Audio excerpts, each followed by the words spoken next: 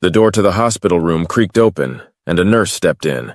She glanced at Brandy, lying pale and uneasy on the hospital bed. At 7 months pregnant, Brandy had been feeling unwell all day, a sharp contrast to her usually lively self. Within 20 minutes, her husband Karls had her in the car and speeding toward the hospital. The nurse checked her vitals with swift efficiency. "You need to prepare yourself," she said softly. "You're going into labor." The room became a whirlwind of activity as medical staff prepared for the emergency delivery. Karls was ushered into the waiting area, his heart pounding. The doors opened and a doctor approached him. "I'm sorry," the doctor said, his voice low and measured. "Your baby didn't make it." The words struck Karls like a physical blow. He couldn't fathom it. How, after months of dreaming and planning for their child, the tiny life they had created was gone before it had even begun. Inside the room, Brandy wept silently, her arms aching to hold a baby she would never cradle. They didn't speak. There were no words to capture the depth of their shared loss.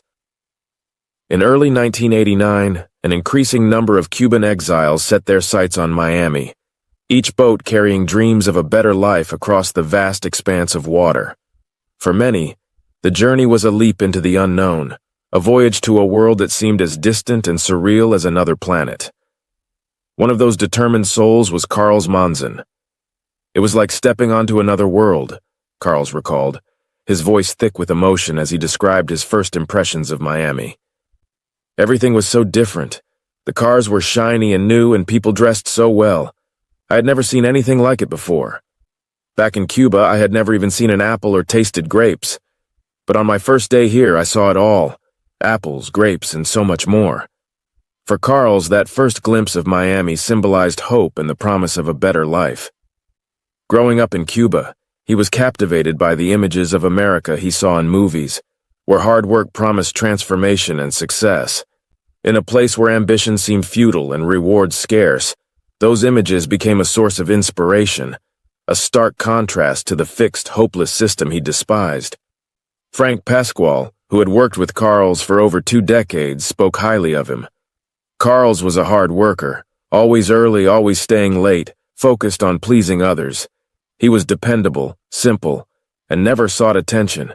He cared most about his family, his brother, his mom. That's who he was. In the U.S., Karls saw endless opportunities. As an example, he became the best at skating, even though he had never skated before. His relentless practice and determination shaped him, whatever he aimed for. He worked tirelessly until he succeeded. For Karls, the American dream wasn't about extravagance. It meant having a home, a dependable car, not necessarily an expensive one, just a nice one, and most importantly, building a family to share it all with. Brandy met Karls through a mutual friend. It was at their friend's house where she and the others were preparing for a Thanksgiving dinner for work.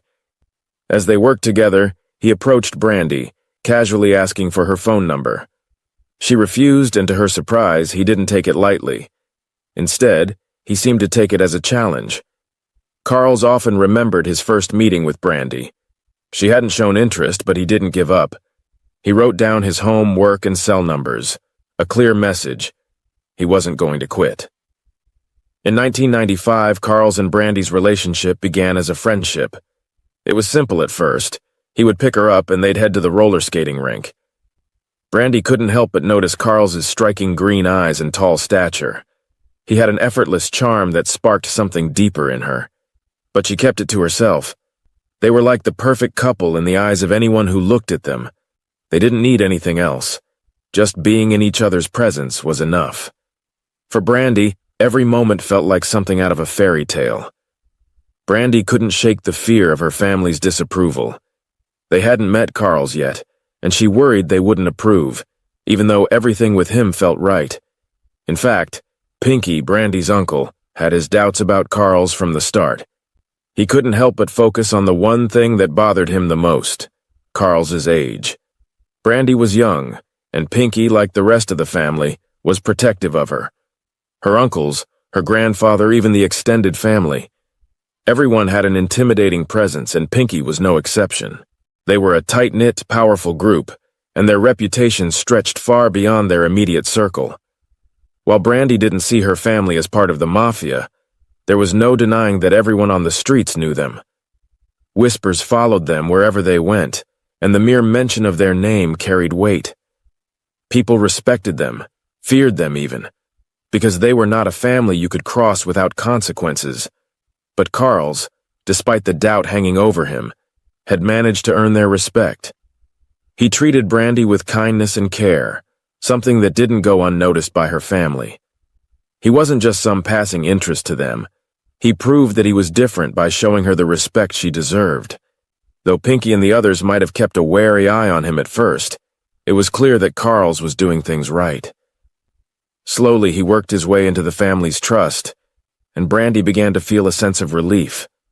Brandy's uncle, Pinky, had a way of confirming something that many people in their neighborhood already believed, that their family had evolved into something more than just a close-knit group. People liked to call them a gang, but Pinky didn't see it that way. To him, they were simply a family, bound by loyalty and years of shared experiences, not by the things people assumed. Whispers had followed them for years, particularly about their involvement in selling drugs on the streets. The area where Pinky and the rest of his family grew up was Westchester, Florida, a place where trouble seemed to lurk around every corner. It wasn't unusual to bump into a few hoodlums on any given day, and it wasn't long before Karls realized that Pinky's family had their hands in many things. They didn't just run with the usual crowd. They had their syndicates, their Zulus, their TNSs, their imperial gangsters, their Latin kings. Cars, drugs, boats, guns, they dealt with it all. For them, this was just a way of life. Even Pinky's mother, a tough woman, didn't tolerate disrespect. She would march into the street to confront anyone who challenged her or her family, often finding herself in heated arguments or even fights with rival groups. Despite the turmoil, Karls tried to distance himself from the darker side of Brandy's family, knowing the risks were too high. But he couldn't deny the bond with Pinky, who gradually became like a surrogate family member. Despite the trouble, Karls recognized that Pinky had earned his place in the family, and in some way, so had he. In 2002, on Christmas Eve, Karls proposed to Brandy. Brandy didn't ask for much. She didn't dream of grand gestures or a life full of riches. She only wanted to be with him, to build a life together, a home, and to have children. She had always dreamed of being a mother. Her love for kids was something that ran deep, a yearning she couldn't ignore. And Karls, too, had always envisioned a big family, much like the one his father had raised. 4 children running around, filling the house with laughter and chaos. Together they worked toward that dream. They tried and tried, their hopes rising and falling with each passing month.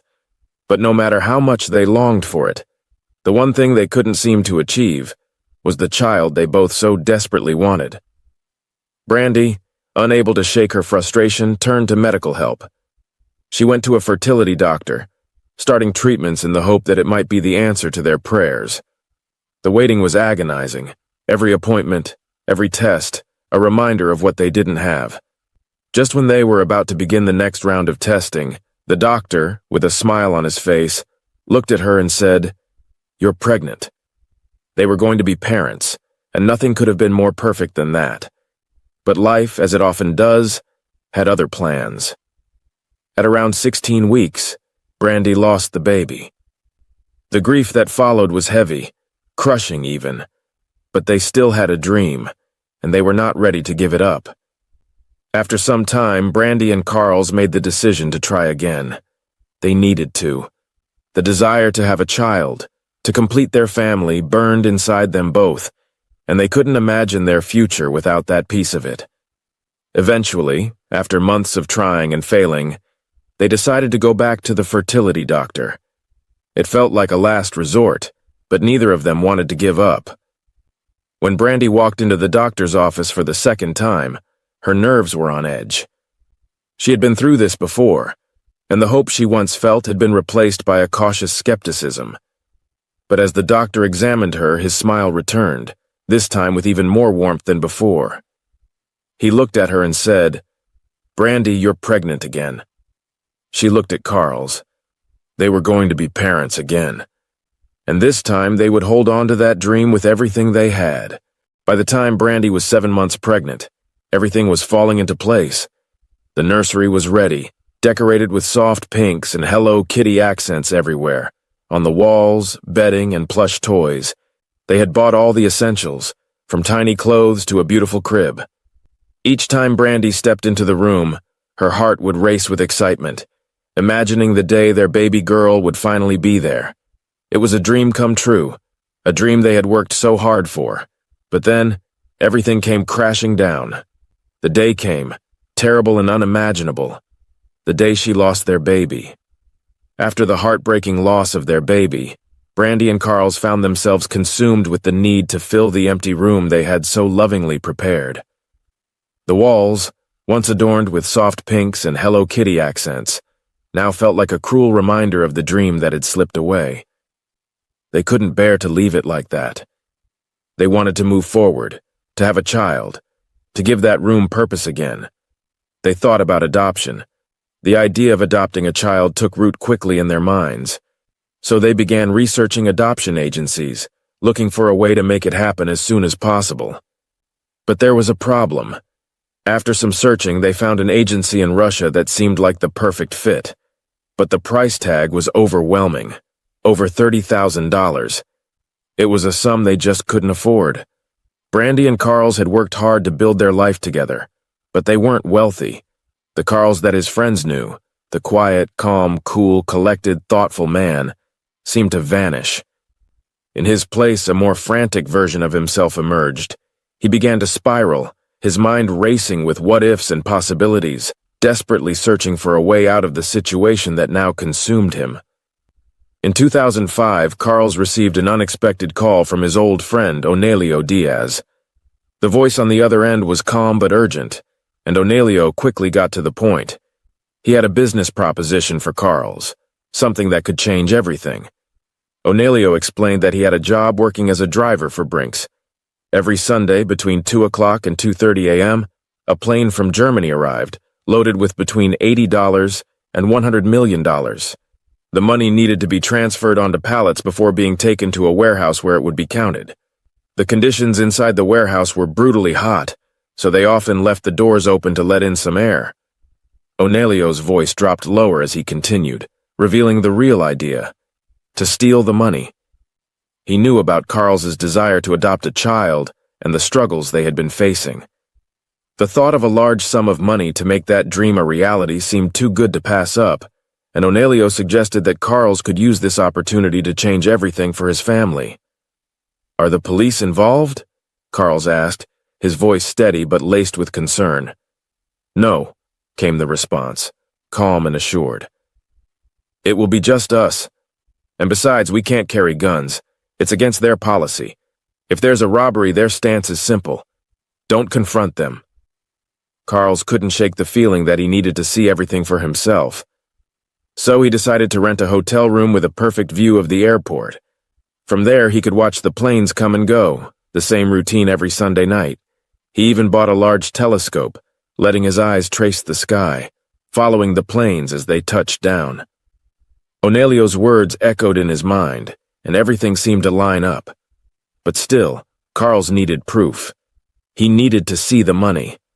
The opportunity came sooner than expected. He slipped into the warehouse with ease.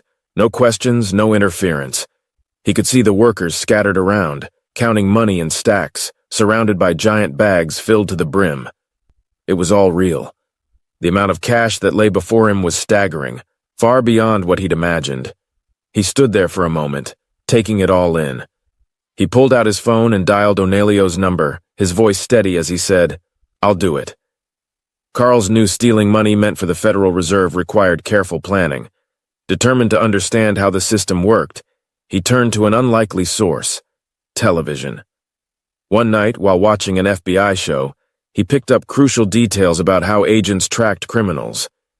He learned that some money bags contained GPS trackers, strategically placed to catch thieves off guard. They weren't in every bag, just a few. This knowledge sharpened his focus. Karls knew he had to be meticulous, avoiding the marked bags at all costs.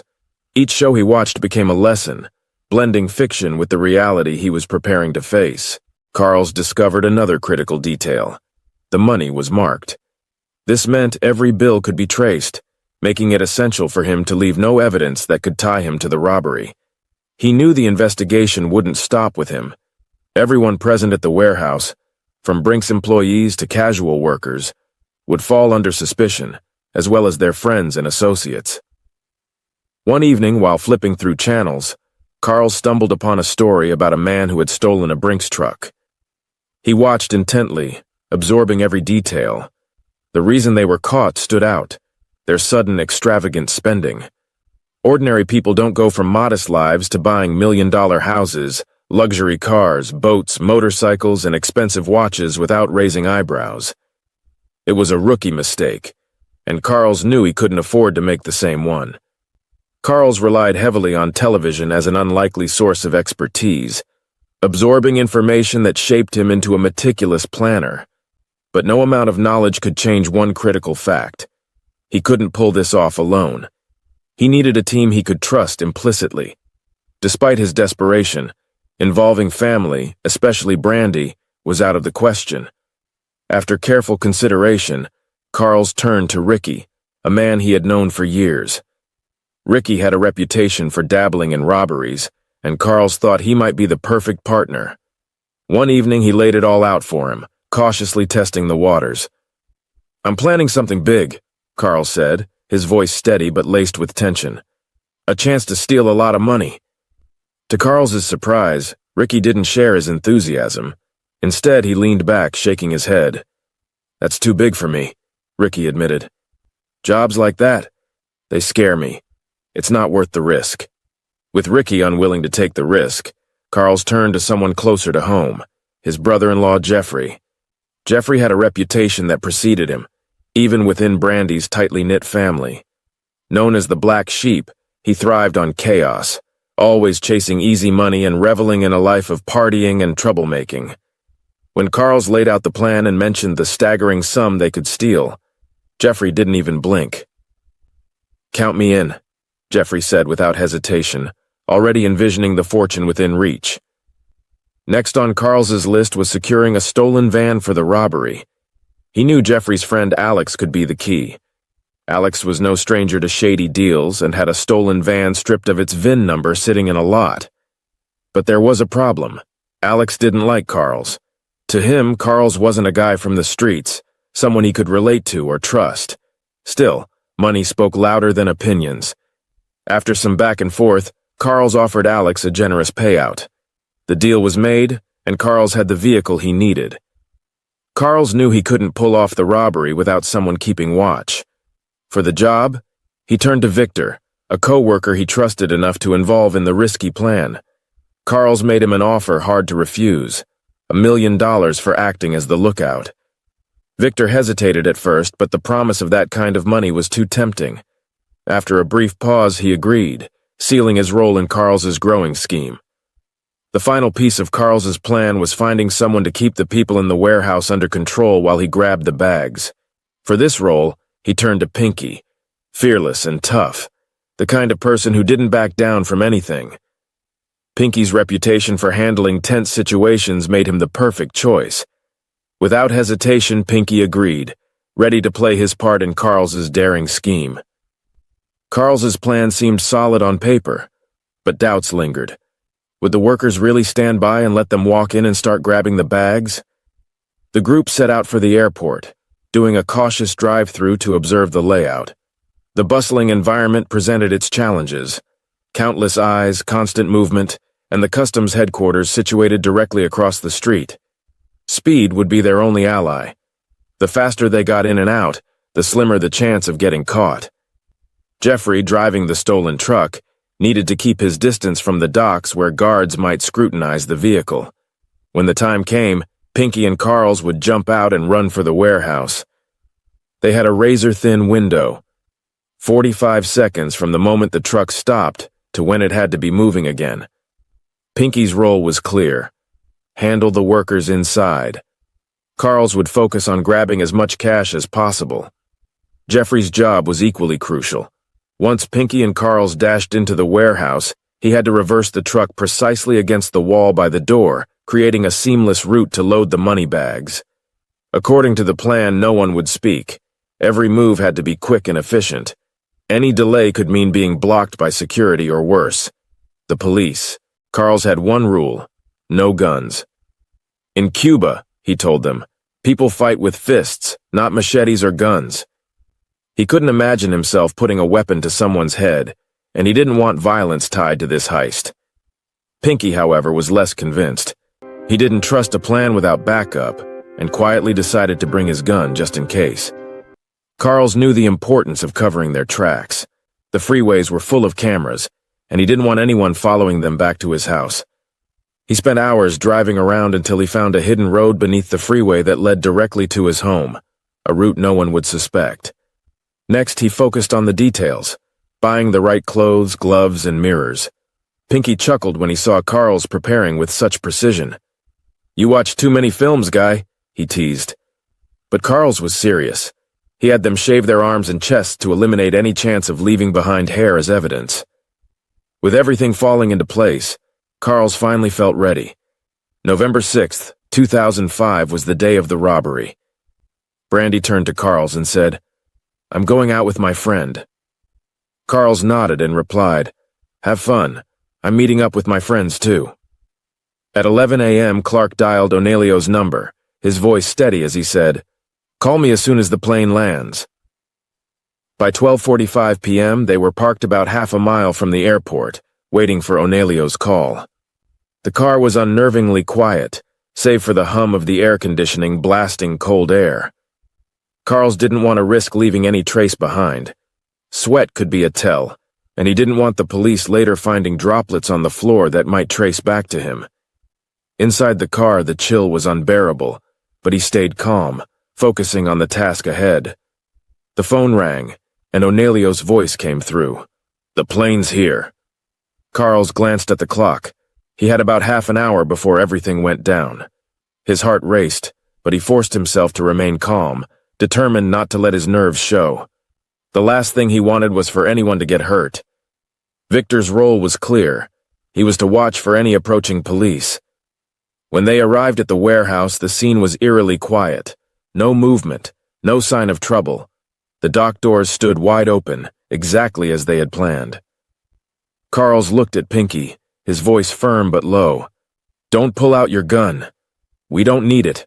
Nobody here is armed." Suddenly, Karls's phone buzzed with Victor's urgent voice on the other end. "There's a van full of cops heading your way." A chill ran through Karls. The plan was falling apart, but they had no choice but to act fast. Through the tinted windows, he saw customs agents lining up for a shift change, oblivious to the tension building in the air. For a moment, time seemed to slow as they all exchanged anxious glances, unsure of what to do next. The clock was ticking. Pinky's voice cut through the tense silence. "As soon as the agents go in, I'm making my move." Before anyone could react, he was out of the car, moving fast. The others scrambled to follow, caught off guard by his sudden burst of action.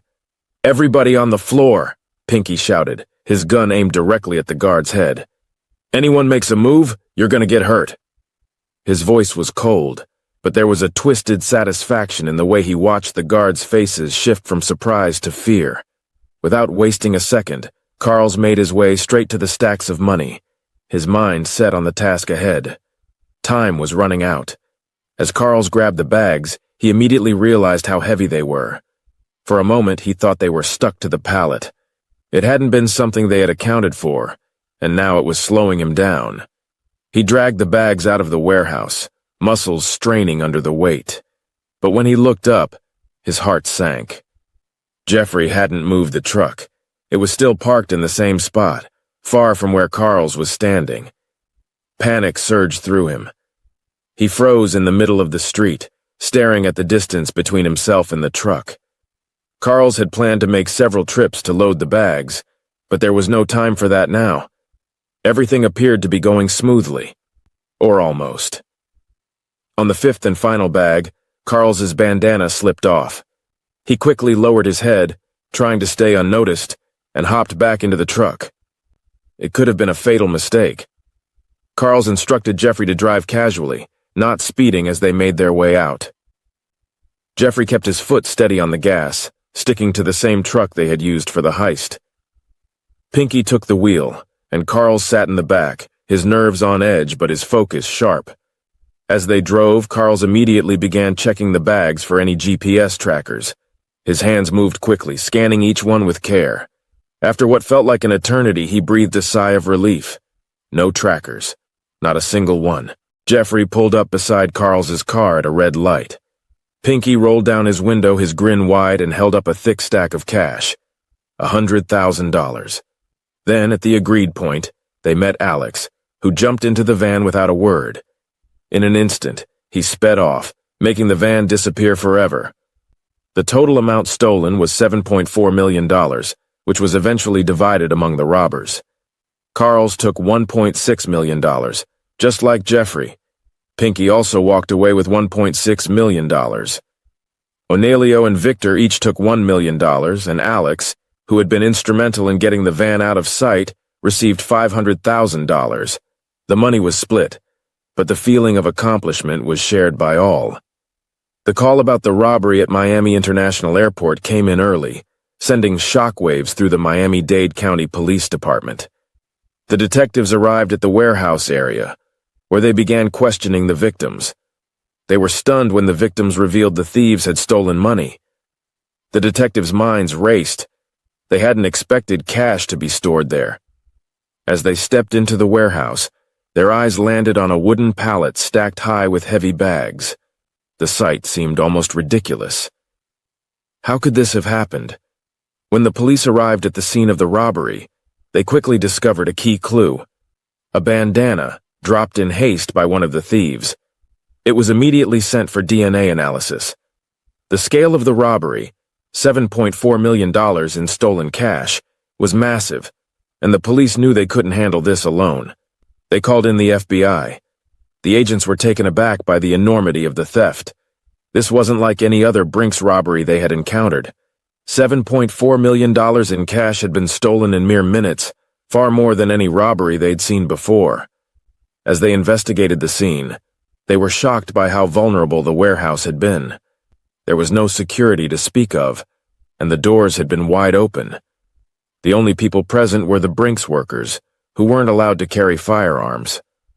As they examined the area, the agents noticed multiple security cameras, but when they asked for the footage, they were told the cameras hadn't been operational for months.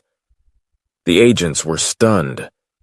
The only thing protecting the $80 million worth of valuables in the warehouse from the outside world had been a simple yellow line painted on the ground.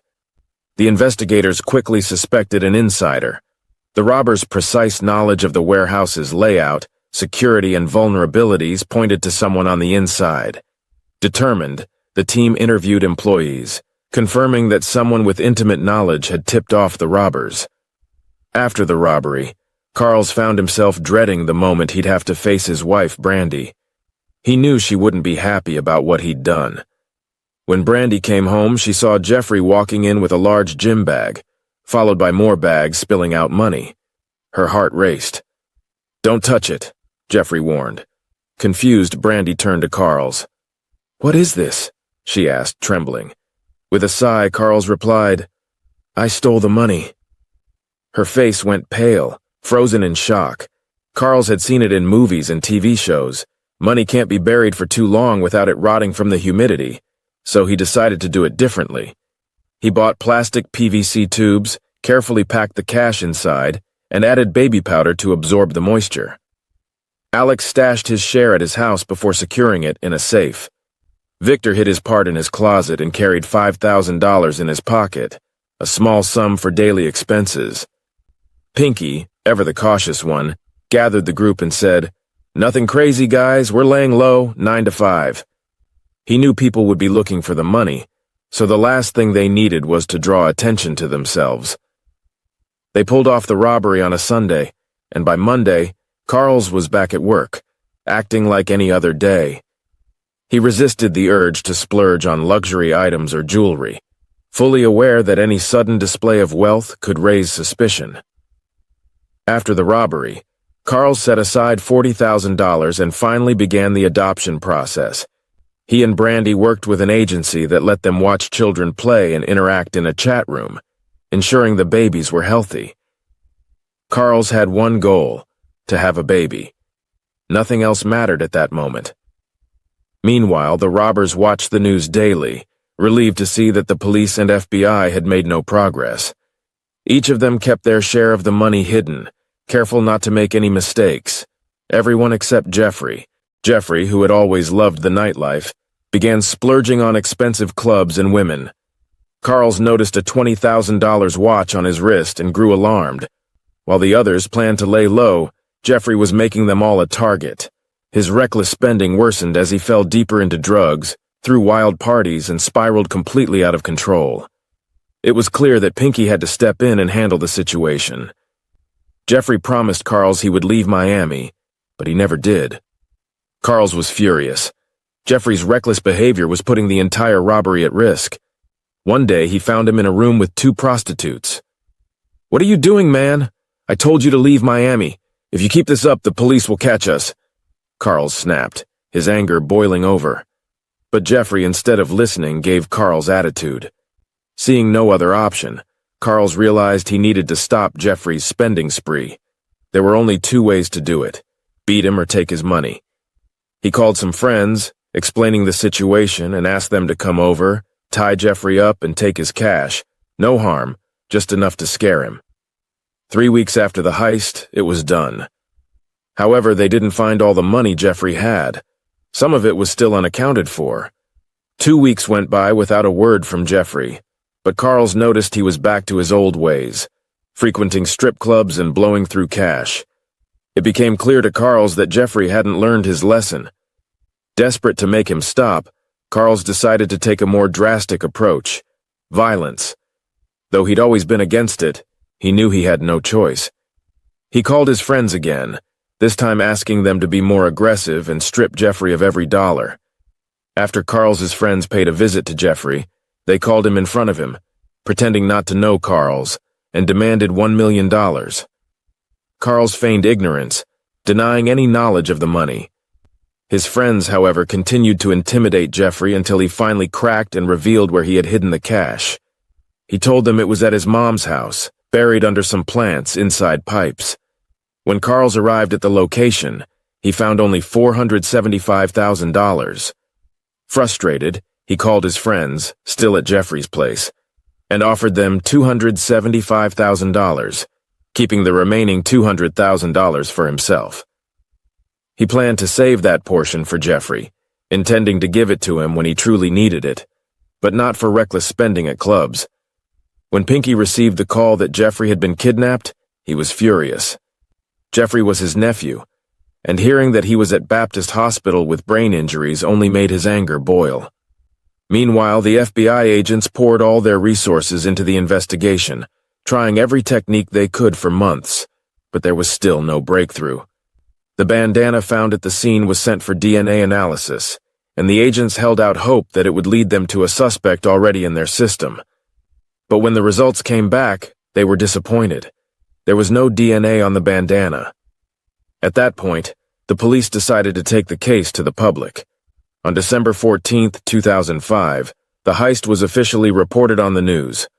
Authorities offered a $150,000 reward for any information leading to the perpetrators. That very first night, they received a call. The man was visibly nervous, his voice shaking as he hesitated. "Are you sure you know who did this?" the agent asked, sensing his uncertainty. "Yes, I'm 150% sure," the man replied, his words rushed. "Why are you so certain?" "Because I was invited to participate, and I didn't," the teller confessed. The man revealed the mastermind behind the heist, Karls Monzón, along with other names involved.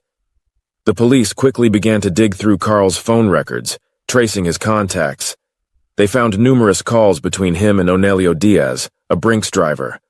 On the day of the robbery, they were in contact over 10 times.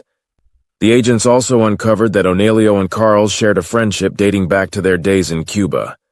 The FBI agents knew they needed more than circumstantial evidence to bring Karls down.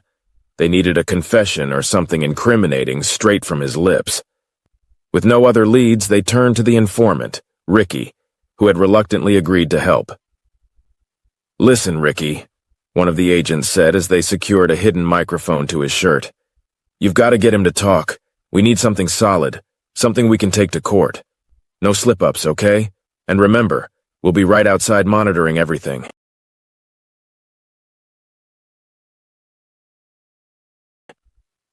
As Ricky approached Karl's house, the agents parked nearby in an unmarked van, cameras trained on the front door. They watched intently as Ricky knocked. Karls opened the door, his expression guarded. "Ricky," Karls greeted with a suspicious edge in his voice. "What are you doing here?" "Just wanted to catch up, man," Ricky replied, forcing a casual tone. "Been thinking about a lot of things lately." Karls hesitated before stepping aside. "All right, come in." The conversation started light, weather, sports, anything to keep things natural, but Ricky knew he had to steer it toward the heist. "You know," Ricky said, leaning back with forced ease, "I've been thinking about that airport job. Crazy stuff. You know, if I'd been there, I probably could have pulled it off myself." Karl's demeanor shifted instantly. His jaw tightened and his eyes narrowed. "I don't want to talk about that, Ricky," he said flatly. Sensing he'd pushed too hard, Ricky quickly changed the topic. For a while, the tension in the room eased, and Karls seemed to relax. But Ricky wasn't ready to give up. "You know, Karls," he said casually after a long pause, "it's impressive what you pulled off. Not everyone can manage something like that." Karls froze mid-step, the tension snapping back into the room like a rubber band. "I told you, Ricky. I don't want to talk about it." But Ricky didn't back down. "Look, Karls, I'm just saying. I get it. It was genius, man. The planning, the execution. Not everyone could have pulled that off." Karl's expression darkened, his jaw clenching as he took a long, measured breath. "You're not listening, Ricky," he said, his voice low and dangerous. "Drop it."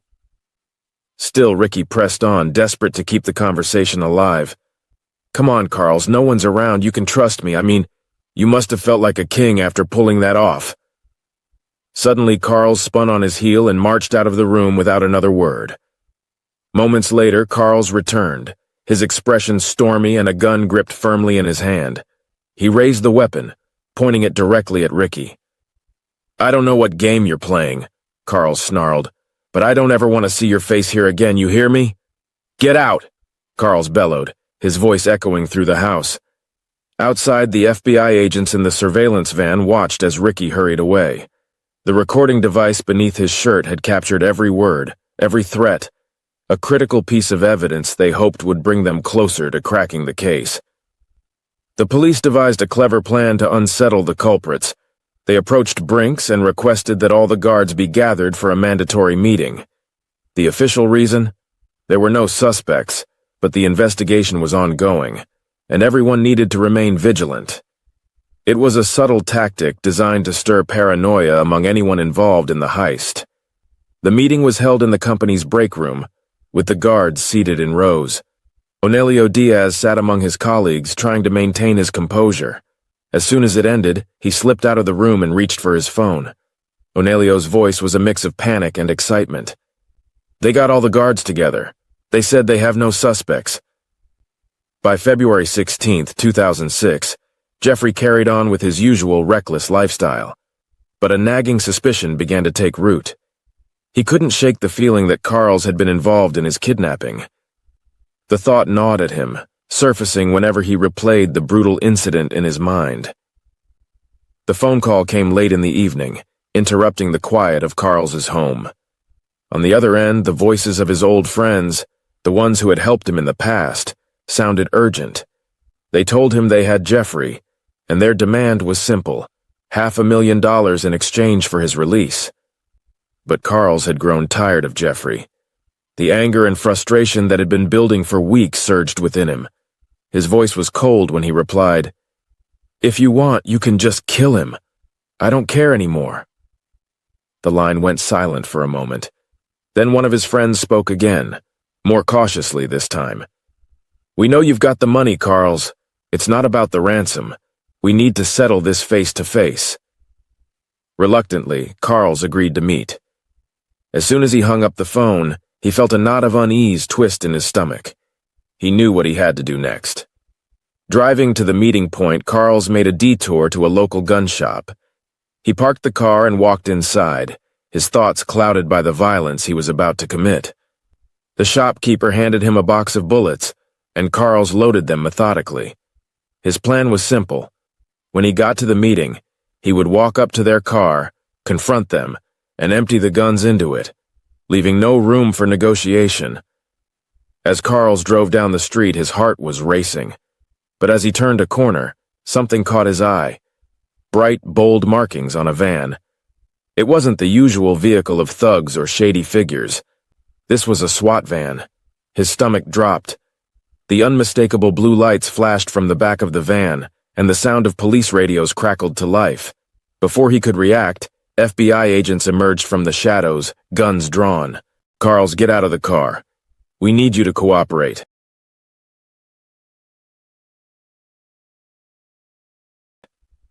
It took Karls a second to process what they were saying, and then the realization hit him. The kidnappers had taken Jeffrey to the Miami Princess Hotel, a place known for its secretive and illegal dealings. Hidden from the public eye, it had private garages that led straight to special rooms used for shady business, a place where no one would bat an eye if something unsavory was going on. The FBI had pieced everything together. They had traced the call, put the pieces of the puzzle together. It was all coming down to this moment. With the sound of sirens wailing in the distance, the agents quickly rushed in to secure the hotel. They knew where Jeffrey was. They knew where he'd been held. There, in one of those infamous rooms, they found Jeffrey, disoriented and bruised but alive. Alex, whose involvement in the heist had seemed so simple at the time, was sentenced to 4.5 years, but he served 3.3. Victor, with his deeper ties to the operation, received 6 years. He spent 4.5 behind bars before his release. Pinky was given a harsh sentence, 11 years. Yet after serving 9.7, he finally walked out of prison.